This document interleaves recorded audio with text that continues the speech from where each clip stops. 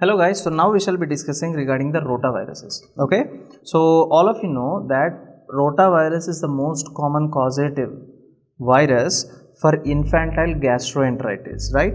So in the infants, if you see any case of gastroenteritis, then you need to rule out first of all the rotaviruses. Okay, now obviously all of you know this is a double stranded RNA because RNA is normally single stranded, but there are exceptions I told you, right? So this is a double stranded RNA virus. Now, what is the major cause? The majorly this in case of gastroenteritis, it would cause acute diarrhea. Okay, and another important thing is that you see these are all your enterocytes. All these are your enterocytes, right? So if I take an example of an enterocyte like this, on the surface of the enterocyte there are villi.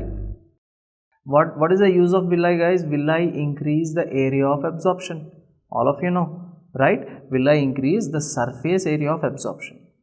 Now, if you see here, what will happen is this virus will damage all the villi on the surface. So look here, this is how it is going to damage all the villi. So when all the villi are damaged, what will happen?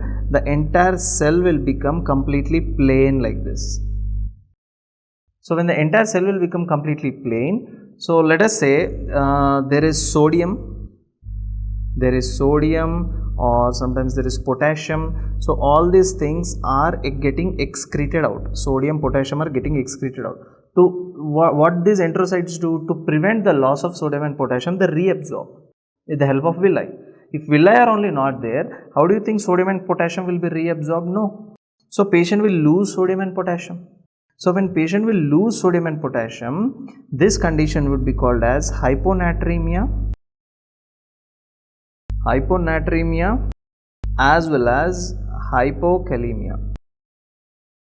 Hyponatremia as well as hypokalemia. And this loss of villi is called as villus atrophy. Okay.